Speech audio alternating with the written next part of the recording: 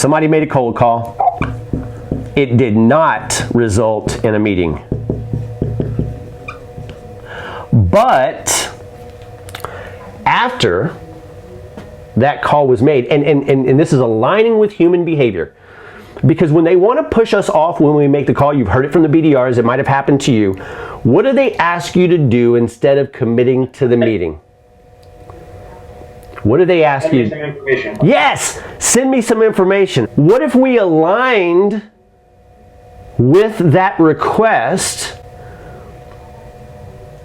as an alternative to not getting the meeting? In other words, I'm not leading with it. Hey, let me just send you some information. But let's say you did your best effort, or the BDR did their best effort, and it didn't result in a meeting, and they said, hey, send me some information. Or even if they didn't say, hey, send me some information, you can lean in and say, hey, I've got something very specific that I think will help you. May I send it your way? Oh yeah, send me the information. That's the premise we're going to go from. So let's say you shot a video. What do I mean by that? Here's what I mean by that. It can be a video message that you've pre-recorded, direct to camera on your phone, grainy and just authentic. Or if you have a camera somewhere like on your computer and you want to do this, it can be a very specific personalized message. Hey Christine, I'm sorry we couldn't connect over this, but you asked me to send you this information. And in sending you this information, I kind of wanted to focus on something that I believe probably matters to you: selling more cars and increasing market share. So let's say I lead that way, right, Christine? Now, I have a better chance of you wanting to listen to that information. It's not a marketing brochure. It's not all, here's what we do, how we're doing, how awesome we are. It's none of that.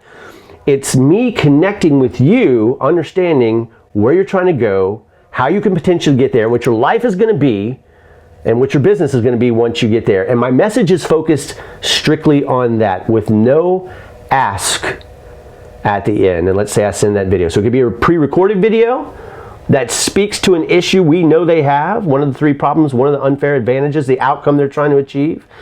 Or it can be one you pre-recorded, or one that you make specifically to that person. Obviously, the one you make specific to that person with their name in it is going to resonate and get their attention more. But let's say that video that you create also has maybe an executive bullet point outcome centric message on it, and at the bottom of that message it says, hey, if you'd like to have a deeper conversation around this, call to action, there's my calendar, reserve a spot and we can talk about it. But that's it. That's the only ask you have. A couple of days later, you send them another message. This one, let's say that this is where they are, this is where they're trying to go. They're not where they want to be. This is where they want to be. Here's their gap.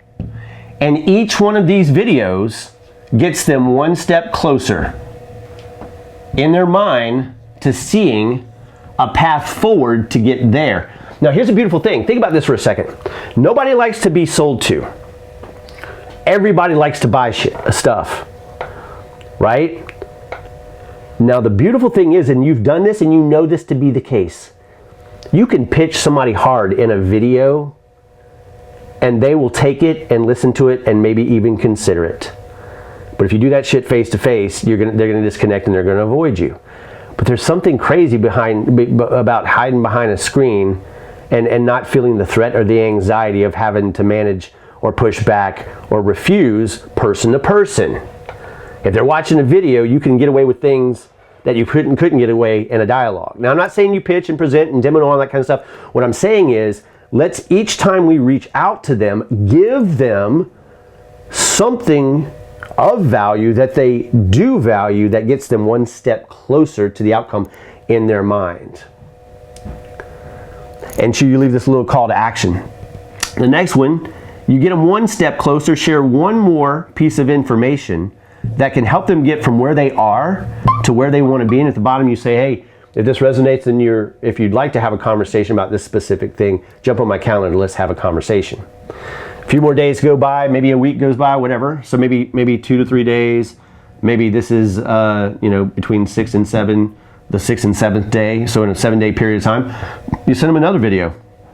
And it does the same thing. It's just adding value with a very light call to action. It just gives them the opportunity to schedule with you.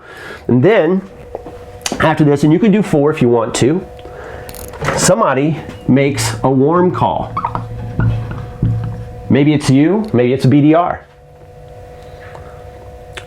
According to direct response marketing, and gosh, so many people do this so effectively, what's going to happen is you started out as a stranger and they didn't want what you had because they weren't mindfully in market.